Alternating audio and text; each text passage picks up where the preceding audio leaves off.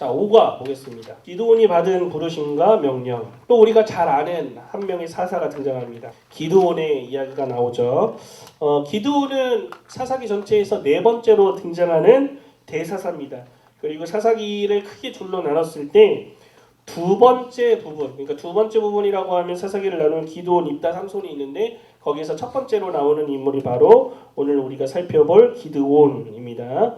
그리고 이 기드온의 내용은 사사기 6장에서 시작해서 8장까지 이어지는 것을 볼 수가 있어요. 우상 숭배에 대한 내용은 동일하게 나타나고, 그리고 이 사사를 통해서 하나님께서는 또다시 기드온과 그리고 여러 사사들을 계속해서 보내시고 이스라엘을 용서하신다. 당신의 언약에 신실하신 하나님의 모습을 끝까지 우리가 확인할 수가 있는 것이죠. 그래서 40페이지 아래 큰 그림 보면은 여호와는 기드온을 세워 그의 인간적 연약함을 통해, 인간적 연약함을 통해라는 것은 인간적 연약함까지 하나님께서 사용하셨다는 거예요.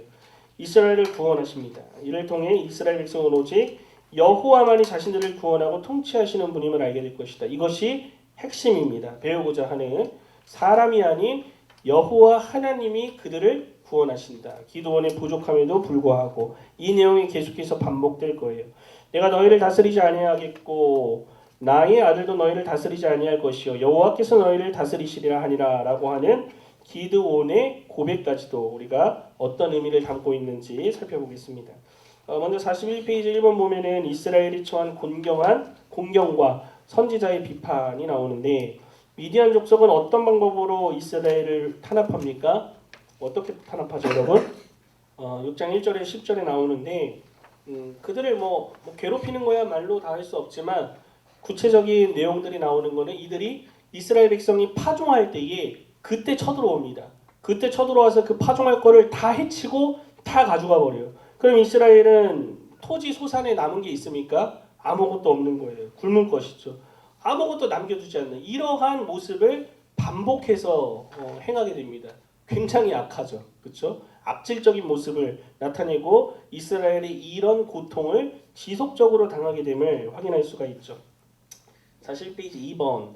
이스라엘은 미디안의 압제에 두 가지 방식으로 반응합니다. 첫째로 산에 웅덩이와 굴을 만들어 숨습니다. 6절 2절에. 근데 이 접근 방식은 미디안의 압제를 더 강화하게 만들 뿐이었어요. 둘째 방법은 좀 더 낫습니다. 반응 모습이 있죠. 이스라엘 백성은 결국 여호와께 도와달라고 부르짖습니다. 첫 번째 방법이 통하지 않으니 하나님, 매달릴 것은 이제 하나님밖에 남지 않은 거예요. 이러한 패턴을 들어서 오늘 여러분 자신을 바라봅시다 라고 이야기하고 있는 거예요. 진짜 그렇지 않습니까? 우리 신자에게도 아무리 신자라고 해도 우리의 죄로 인한 고통은 존재합니다. 우리가 죄인이기 때문에. 근데 그 고통 가운데는 하나님의 오묘한 뜻이 있지만 우리는 그 당시에 알 수가 없어요. 내가 왜 이런 고통을 당하는지에 대한 하나님의 그 뜻 가운데 우리는 그 걸음을 걸어갈 뿐인 것이죠.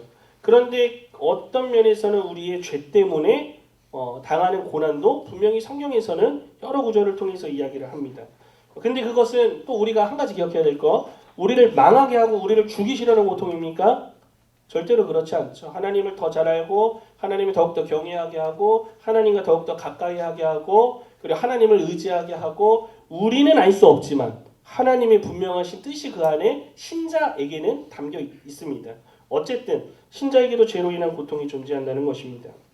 근데 하나님 앞에 우리는 그 고통 가운데 자신이 지은 죄를 돌아보면서 하나님 앞에 나아가서 하나님, 저 너무 힘들어요. 왜 이럴까요? 하나님, 이 문제를 해결해 주시고, 이렇게 하면서 기도하려고 하지 않고 어떻게 합니까? 오늘 이스라엘의 모습과 같이 토굴을 만들고 인간적인 방법을 먼저 취하는 모습을 우리가 자주 보인다는 겁니다. 그러면 인간적인 모습 취하지 말라는 겁니까? 절대 그렇지 않아요. 이 말에서 핵심은 우리가 우리의 삶 가운데 고통이 찾아왔을 때 여러분들이 하나님께로 나아가 먼저 기도하는 모습과 함께 여러분들이 그것에 있어서 피하기 위한 여러 가지 방법을 하나님 앞에 간구하면서 해야지, 하나님은 뒤에 있고 그 고통적인 상황 가운데에 내 힘으로만 무엇을 자꾸 해보려는 이러한 모습, 이러한 유혹, 이러한 인간의 한계, 이러한 것들이 계속해서 반복되지 않느냐라고 하는 것들을 우리가 돌아볼 수 있어야 하는 것이죠. 세 번째 보면은 이스라엘이 여호와께 도와달라고 부르짖을 때 여호와는 구원을 행할 사사를 보내시기 전에 먼저 선지자를 보내어 말씀을 전하게 하십니다. 6장 7절에 10절을 보면은 이름이 알려지지 않은 한 선지자를 하나님이 보내세요. 이 선지자는 이스라엘이 왜 미디안의 소나기에 예속되었는지 설명하는 여호와의 말씀을 전달합니다. 선지자는 어떤 근거를 드는가? 그리고 이 근거는 신명기 8장과 어떤 관련이 있는가? 이름이 알려지지 않은 이 한 선지자를 통해서 무엇을 말씀하시느냐? 이스라엘이 언약을 신실하게 지키지 않는 것을 책망합니다. 이 선지자가. 하나님은 너희에게 이렇게 신실하게 언약 이행을 하시는데 계속해서 하나님을 배반하죠. 그렇죠? 우상을 섬기죠.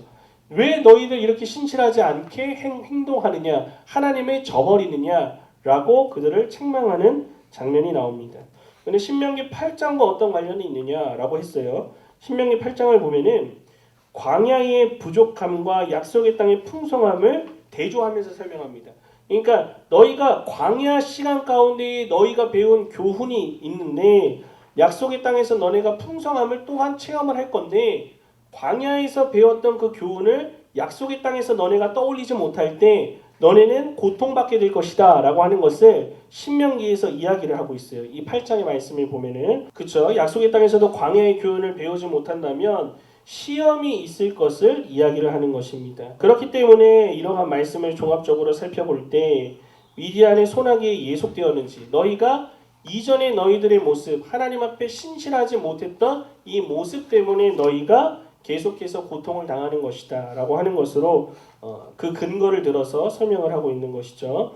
두 번째 기드온이 받은 부르심과 명령 6장 11절에 16절인데 13절에서 기드온은 어찌하여 이 모든 일이 우리에게 일어났나이까 라고 묻습니다.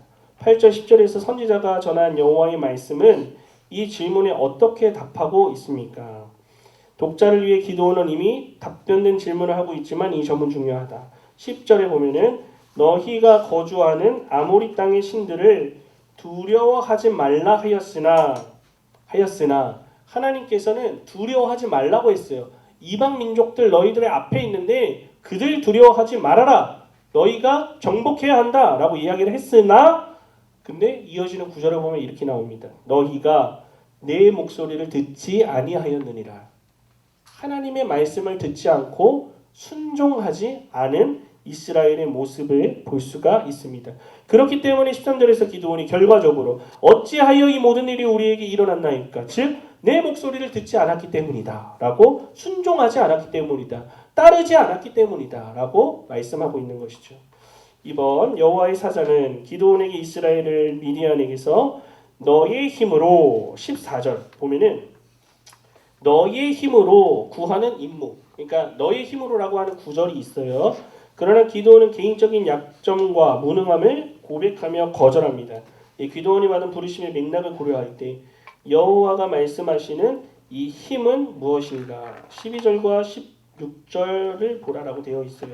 12절을 보면 큰 용사여 여호와께서 너와 함께 계시도다 라고 말하고 있어요. 12절을 보면 그리고 16절을 보니 내가 반드시 너와 함께 함이니 라고 기록이 되어 있습니다. 즉 뭡니까? 기드온의 너의 힘, 너의 능력이 아니라 여기서 말하는 것은 하나님이 함께 하시는 것이 바로 너의 힘이다 라고 이야기를 하고 있는 거예요. 너 인간의 너 그 능력 그게 아니라 하나님 내가 너와 함께 하는 것이 너의 힘이다. 너는 그것으로 승리할 수 있다 라고 말하고 있는 것이죠. 3번 12절과 16절에서 말하는 기드온의 힘은 대위임령에 표현된 그리스도인의 삶과 어떤 관련이 있는가? 대위임령이라고 하면은 우리가 지상 최대 명령, 지상 명령이라고 하는 이어서 나오는 이 말씀이죠. 마태복음 28장 19절에서 20절의 말씀. 그럼 너희는 가서 모든 민족을 제자로 삼아 이 말씀입니다. 뭡니까? 그리스도인의 삶과 어떤 관련이 있죠? 우리가 행할 때 이 힘이라고 하는 거 그리스도인으로서 우리가 살아가고 세상 끝날까지 너희와 함께 있으리라 하시니라 라고 하면서 이 마태복음의 말씀도 끝나지 않습니까? 우리가 하나님의 말씀을 듣고 순종할 때 역사하시는 행하시는 하나님 행하시는 그 주체는 하나님이심을 우리가 우리의 힘으로써 알아야 한다는 것이죠. 나의 힘이 내 능력과 세상적인 스펙이 아니라 하나님이 나와 함께 하심이 나의 힘이라는 겁니다. 그 하나님이 주시는 능력을 공급받아서 살아가고 그 하나님이 행하시는 그 일 안에서 내가 쓰임을 받고 이것이 바로 하나님의 힘 그리고 내가 가지고 있는 힘과 능력이라는 것을 잊지 말아야 하는 것이죠. 그리고 하나님의 은혜에 대한 개인적 공적 찬양 세 번째입니다. 기도원은 여호와의 사자의 신분을 확증할 구체적인 표징을 보여달라고 구합니다. 우리가 잘 알고 있는 내용이죠. 17절의 말씀. 기도원은 표징이 나타난 후에 어떻게 반응했습니까? 그리고 이 표징이 기도원에게 어떤 사실을 확증합니까? 22절 이렇게 가로치고 되어 있어요. 22절을 보면은 어떻게 반응했습니까? 여호와의 사자인 줄을 기도원이 알았어요. 이제 주 되시는 표징을 내게 보여주십시오 라고 하면서 계속해서 하나님의 뜻은 이미 알았음에도 불구하고 거기에 대한 확신을 얻기를 내가 행동하고자 하는데 그 확신을 내게 주소서라는 것을 계속 요청합니다. 그리고 결국에는 그 표징이 나타나고 이제 여호와이신 것을 여호와의 사자인 것을 확신을 얻게 됐어요. 그러니 22절에서 이렇게 말합니다. 여호와의 사자인 줄을 알고 이르되 슬프도소이다. 내가 여호와의 사자를 대면하여 보았나이다. 왜 슬프다고 말하는 겁니까? 내가 네 얼굴을 보지 못하리니 나를 보고 살 자가 없음이라 라고 하는 출애굽기 33장 20절의 이 말씀 구약에 기록된 이 말씀이 이 당시 기드온에게도 전달되었고 알려져 있는 말씀이었겠죠. 즉 여호와의 사자임을 이제 깨달았다는 데 포인트가 있는 겁니다. 그렇기 때문에 이렇게 이야기를 하는 것이죠. 즉 이전에는 하나님이 내게 뜻은 보여주고 내가 어떻게 살아야 될지는 알겠는데 하나님이 나와 함께 하실까? 이거 될까? 라고 하는 의심이 있었는데 여기에서 하나님의 사자인 줄을 알고 이르되 라고 하는 의심이 확신이 된 순간인 거죠. 의심에서 이제 확신이 되고 하나님을 위해서 하나님이 맡겨주신 일을 위해서 나아가고자 하는 시작점이 됨을 볼 수가 있는 것입니다. 대면함으로 하나님이심을 확신하게 된 거죠. 하나님을 만났을 때에. 그래서 이번 여호와의 사자를 대면함으로 기드온의 삶이 변합니다. 연결되는 내용이죠. 창세기 32장 30절, 출애굽기 33장 9장, 민수기, 신명기 이 부분을 읽으라. 이런 경험이 기드온의 삶에 왜 이렇게 극적인 영향을 미치는가. 이제 고린도후서 4장 6절을 읽고 당신의 삶에 대해서도 많이 읽어보래요. 그렇죠? 제가 이 부분들을 짧게 설명을 해드릴게요. 먼저 창세기 32장 30절은 분이엘, 야곱이 분이엘이라 이름을 짓고 하나님과 대면하여 보았으니 내 생명이 보존되었다라고 하는 그 말씀이고요. 출애굽기 33장 9절에서 10절은 모세가 회막으로 들어갈 때 구름 기둥이 내려와 회막 문 앞에 섬에, 즉 여호와의 임재의 상징이죠. 여호와께서 임하시는 장면입니다. 그리고 민수기 14장 14절 구름 기둥과 불 기둥에 대해서 나옵니다. 하나님의 인도하심이죠. 하나님의 현현이시죠. 그리고 고린도후서 4장 6절. 요 마지막은 이제 고린도후서 4장 당신의 삶에 대해서도 같은 질문을 답해보라라고 있어요. 하나님의 현현, 하나님의 만나심 이런 것에 대해서 이야기를 한 다음에 고린도후서 4장 6절에 어두운데 빛이 빛이라 말씀하셨던 그 하나님께서 예수 그리스도의 얼굴에 있는 하나님의 영광을 아는 빛을 우리 마음에 비추셨느니라 라는 이 우리가 잘 알고 있는 말씀입니다. 앞서 어두운데 빛이 빛이라 말씀하셨다라고 하는 것은 하나님께서 세상을 창조하실 때 그 창조 사역을 태초에 하나님이 천지를 창조하시니라 빛이 있으라 하시는 빛이 있었고 하는 이 천지 창조에 대한 사역을 말씀하는 거죠. 고린도후서 이 말씀은. 그리고 그 이후에 나오는 말씀 뭡니까? 하나님께서 예수 그리스도의 얼굴에 있는 하나님의 영광을 아는 빛을 우리 마음에 비추셨느니라. 이 말은 옛사람이었던 피조물이 예수 그리스도로 말미암아 새로운 피조물이 된 재창조의 사역에 대해서 이야기를 하는 것입니다. 즉 진리를 깨닫게 된 후 그리스도가 진리임을 깨닫게 된 후 새로운 피조물로서의 삶에 대해서 이야기를 하는 것이죠. 하나님을 만나고 그리고 하나님을 진실되게 안 자 삶에 있어서의 변화 있어야 한다라고 하는 것을 정리해서 이야기해 볼 수가 있는 것입니다. 그리고 이것은 앞에 있는 내용과도 연결되는 것이죠. 대면하여 하나님이심을 확신했을 때 그가 하나님의 뜻을 알고 있었지만 여기에 대해서 행할 수 있는 확신을 얻고 나아감을 보였던 것 같이 우리 역시 옛사람이 아닌 새 사람으로서 새로운 피조물로 재창조된 새로운 사람으로서 확신을 가지고 하나님께서 맡겨주신 그 뜻, 하나님의 뜻이 어디 있습니까, 여러분? 말씀 안에 다 있잖아요. 신구약 66권 말씀. 우리는 이 말씀을 듣고 알고 있습니다. 그 말씀대로 확신을 가지고 우리의 삶의 방향이 바뀌고 나아가야 한다는 거죠. 살아가야 한다는 거죠. 이것을 이야기하고 있는 것입니다. 세 번째, 기도는 먼저 그의 아버지 집에 있는 우상들을 제거하라는 명령을 받고 여호와의 명령에 확실하게 순종합니다. 이 본문은 또한 기도원이 처한 상황이 위험했기 때문에 이 명령에 순종하기를 두려워했다는 것도 분명히 밝힌다. 그러나 두려움과 믿음은 서로 상충하지 않는다. 기도원은 두려워하면서도 믿음으로 순종한다. 중요한 부분이 기도원은 두려워하면서도 믿음으로 순종한다. 여호와의 말씀에 순종하면 당신의 삶에 곤란하거나 부정적인 결과를 가져올 것이 예상되어 그분의 말씀에 순종하기가 정말로 두려웠던 때는 언제인가?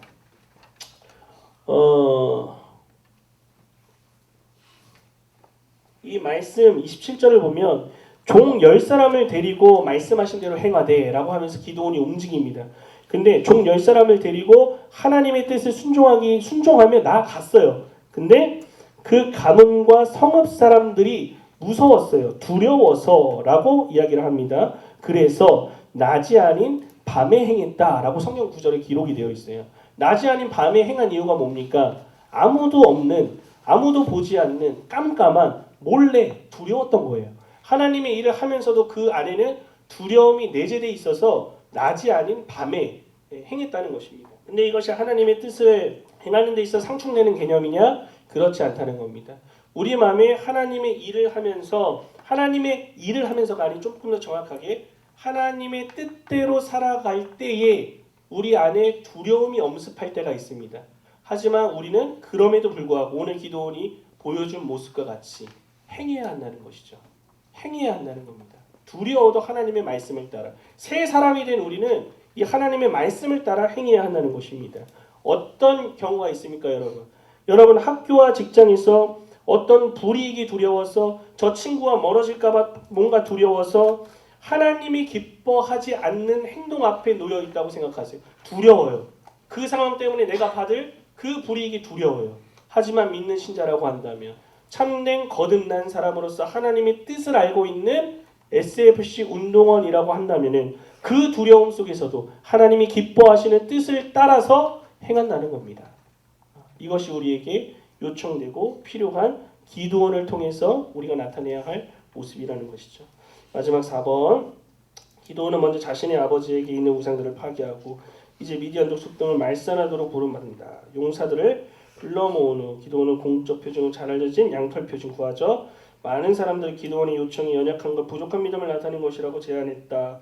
그러나 두 가지 사실을 생각해보라. 첫째, 기도원이 요청을 할 때 여호와의 영이 기도원을 옷 입히셨다. 둘째, 여호와는 기도원을 꾸짖지 않고 그의 요청대로 표징을 보여주신다. 만약 기도원이 이미 하나님의 뜻을 알고 있었다면 그는 왜 양털 표징을 구하는가? 도움이 필요하다면 출애굽기 4장 1절에서 8절을 보라. 출애굽기 4장 1절에서 8절을 보면은 모세가 하나님의 소명을 받고 불을 맞서 가라 그랬는데 주저합니다. 그러니까 하나님이 그 지팡이를 가지고 던졌더니 어떻게 됩니까? 뱀이 되죠. 그렇죠? 이런 이적을 모세 앞에서 행하십니다. 그러면서 이제 모세가 또 하나님의 명령을 따라 바로에게 가잖아요.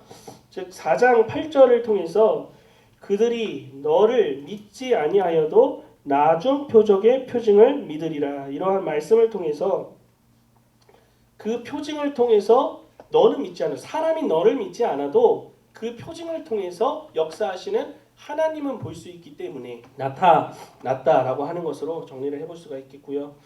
그리고 복음 메시지 볼게요. 내가 나와 함께 하리니 라고 되어 있는데 첫 번째 줄 봅시다. 기도원이 도대체 어떻게 자신의 삶에서 하나님의 뜻을 실현할 수 있는지 궁금해할 때 하나님이 뭐라고 했습니까? 내가 반드시 너와 함께 할 것이다 라고 말합니다.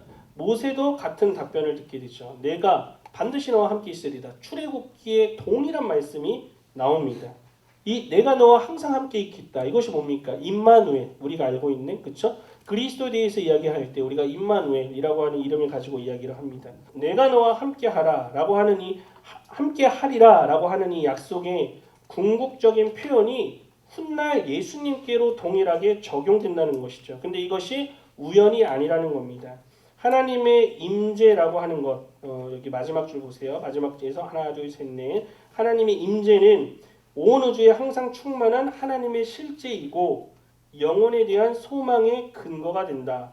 하나님의 뜻을 행할 능력은 그리스도 안에 있는 볼지어다. 내가 세상 끝날까지 너희와 항상 함께 있으리라 라는 이 하나님의 약속에 영원히 힘입는다라고 하고 있습니다. 내가 너와 함께한다.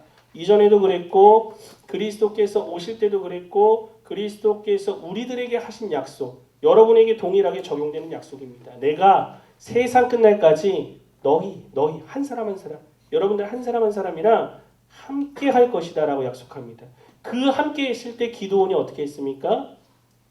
기드온은 부족한 자였어요. 그렇죠? 하나님 앞에 부족한 자였음에도 불구하고 모세 역시 평범한 인간이었음에도 불구하고 양치던 목자의 삶을 살았음에도 불구하고 왕의 시절도 있었지만 어쨌든 하나님의 말씀에 피하려고 하는 그러한 모습도 있었지만 하나님께서 함께 하실 때 어떻게 됩니까? 능력 가운데 그 일을 행함을 보게 되죠. 여러분 또한 마찬가지인 겁니다. 나는 부족하지만 여러분과 하나님께서 함께 하신다는 겁니다. 그렇기 때문에 여러분들은 하나님께서 맡겨주시는 큰 일들을 다 이룰 수가 있다는 것이죠. 이러한 믿음을 가지고 살아가야 하는 것입니다.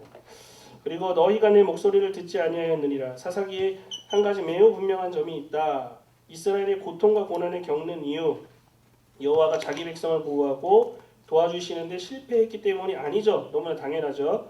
이스라엘이 하나님의 언약에 하나님의 말씀에 불순종했기 때문에 이루어진 결과였죠.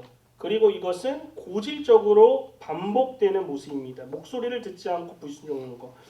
대표적으로 누가 있나요? 첫 번째 사람 아담 역시 이렇게 하나님의 말씀에 불충했죠. 어떤 말씀을 불충했나요, 여러분?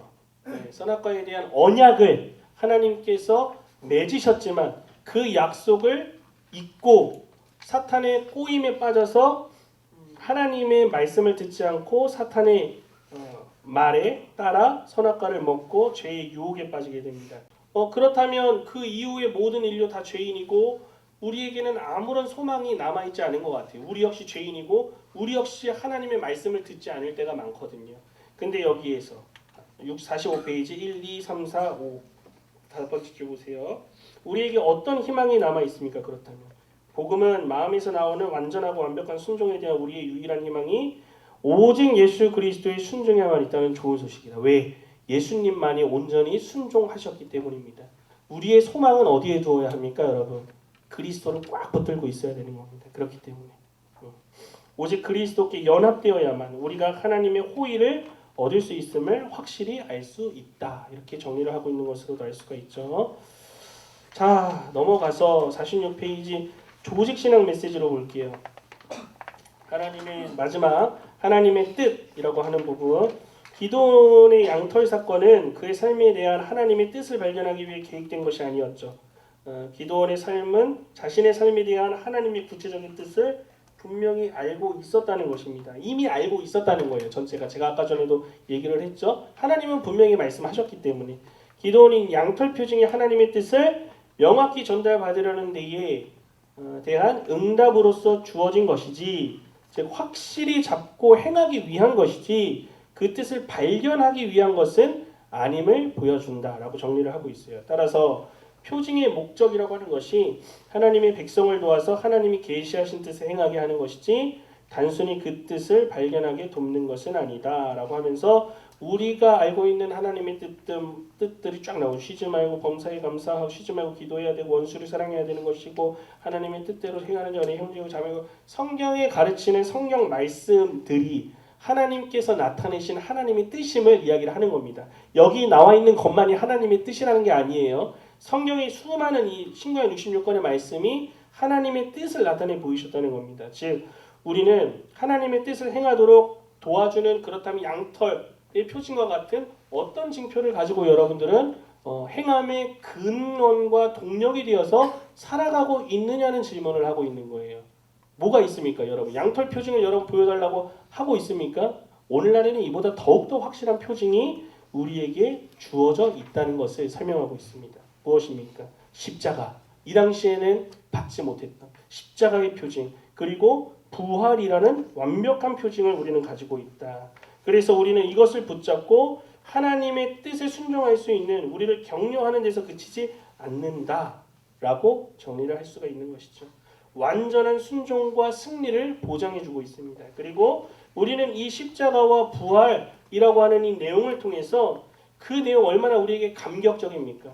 이 감격으로 인한 행함이 동반되는 삶을 살아갈 수 있기 때문에 우리에게는 이 양털 표징보다 더욱더 완벽한 표징이 주어졌다. 우리는 이것을 붙들고 기도원보다 더욱더 멋지게 하나님 앞에 쓰임 받을 수 있다라고 하는 것을 생각해 볼 수가 있는 것이죠.